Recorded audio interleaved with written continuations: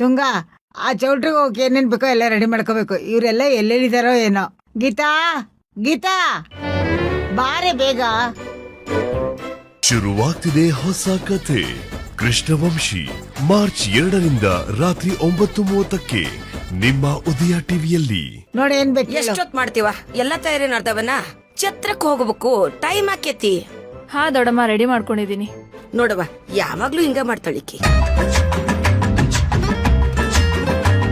ನೋಡಿ ಗೀತಾ, ಹೊಡೋಕ್ ಮುಂಚೆ ಪಲ್ಲವಿ ಕೈಯಿಂದ ಪೂಜೆ ಮಾಡಿಸಿ ದೇವ್ರ ಮುಂದೆ ದೀಪ ಹಚ್ಚಿಸ್ಬೇಕು.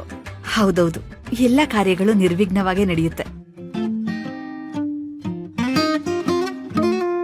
ಪಲ್ಲವಿ ಪಲ್ಲವಿ,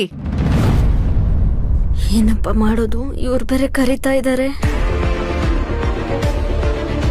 ಅಯ್ಯೋ, ಅವಳು ಲ್ಯಾಪ್ಟಾಪ್ ಮುಂದೆ ಕೂತಿರೋ ಏನೋ. ಹೋಗ್ ನೀನೇ ಕರ್ಕೊಂಬ. ನೀ ಎಲ್ಲ ವ್ಯವಸ್ಥೆ ಮಾಡ್ಕೊಂಡಿದ್ದಾನೆ. ಮತ್ತೆ ಅದನ್ನ ಮರ್ತೆ ಗೀತಾ ಹೇಳಿದೆ ಹೇಳ್ಬೇಕು. ನಾನು ಕೇಳಿಸ್ಕೊಂಡಿಲ್ಲ. ಕೇಳಿಸ್ಕೊಂಡೆ. ಪಲ್ಲವಿ ಪಲ್ಲವಿ, ಮದ್ವೆ ಮಂಟಪಕ್ಕೆ ಹೋಗಕ್ಕೆ ಟೈಮ್ ಆಯ್ತು. ನಾನು ಅವಾಗ್ಲಿಂದ ಕರೀತಾನೆ ಇದೀನಿ. ಏನೇ ಮಾಡ್ತಿದ್ಯಾ ನೀನು?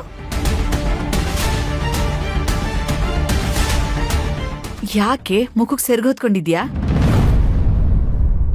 ಆ ಫೋಟೋಗ್ರಾಫರ್ ಆದ್ರೂ 1-2 ಫೋಟೋನ ಚೆನ್ನಾಗ್ ತೆಗಿಲಿ. ತೆಗಿ. ಬೇಡ ಬೇಡ, ಪರವಾಗಿಲ್ಲ, ತೆಗಿ. ಶಾಸ್ತ್ರಗಳನ್ನ ಪಾಲಿಸ್ಬೇಕು, ಆದ್ರೆ ಇಷ್ಟೊಂದಲ್ಲ.